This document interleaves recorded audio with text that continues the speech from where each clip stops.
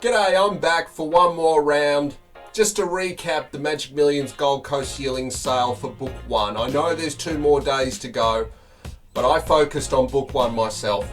So here's a quick summary of how things transpired. Book 1 was nothing short of incredible. Nearly $200 million was transacted with a clearance rate of 88% on 769 yearlings. And these numbers are all up on the 2020 sale, which took place before the nationwide economic and civil shutdown due to the COVID-19 pandemic. The key word people use in praise of this industry is resilience, but I think it's a credit to an industry that organised itself to maintain a status quo during the harsh depths of the pandemic during 2020. Horse racing continued in the major states, prize money held strong, industry sectors implemented systems that were adhered to, and workers kept their jobs.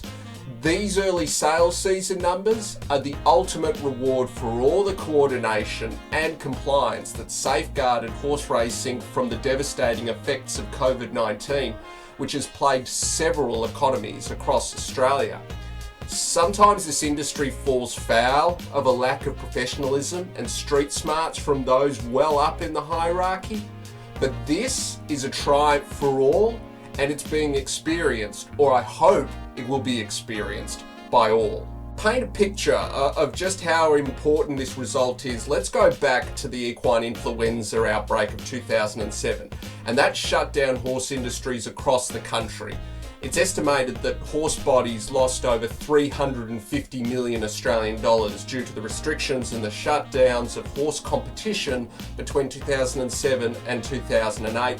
And among those, of course, was the 2008 Magic Millions Gold Coast Yearling sale, which had to be rescheduled from January to April. Now, the clearance rate was down on that year from 88% in 2007 to 83%. The average sale price was down 24%, and the median also dropped by 27%. It makes complete sense then that Managing Director Barry Bowditch would be pessimistic about the likelihood of a healthy year-on-year return for 2021, but the average sale price actually rose this year by 1%.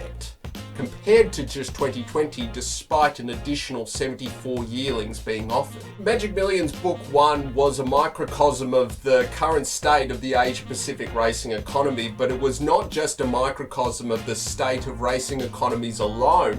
The sales statistics are indicative of the V-shaped economic recovery many were touting mid-year among all industries. Here's what I mean. 7 months ago, the Inglis Easter Yearling sale in 2020 had no choice but to be staged virtually, with no horses and no buyers present. Arrowfield Stud withdrew their entire draft, and the average sale price fell by 14% on 2019 as a result. Now, we have the next major sale find itself on an upward trend, like a pandemic never happened, despite technically still existing in one. The buying bench at Magic Millions was enterprising, it was diverse, and it was ambitious. You had the Racing League spending almost $2 million on 9 yearlings looking to capitalise on the new frontier of micro-ownership. You had numerous syndicators at the low to middle tier price points, right up to those spending $600,000 and $1.2 million on yearlings in partnership with Kieran Maher. And then there was the Victorian Alliance, the most enterprising of all and the latest stallion consortium to enter the game. They spent $3.6 million on 6 yearlings with the intent to stand at the close of their careers at Rosemont Stud.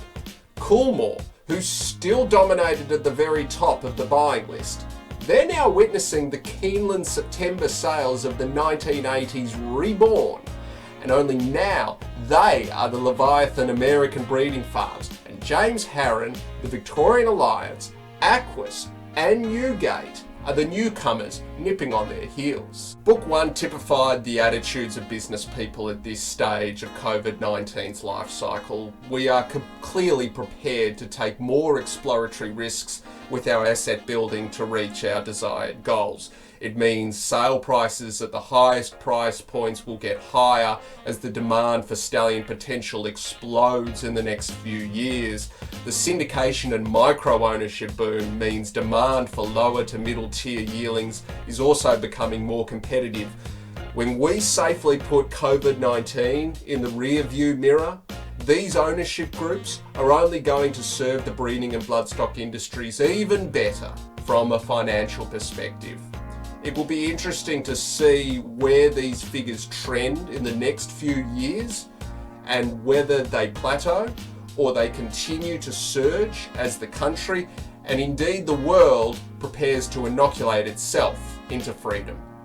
Thank you for watching over this week, and thank you to a very smart and a very clever and a brilliant gentleman who told me that I should have put something up about my business, Form Fire. So thank you for that, and to everyone, get onto it. As always, take care.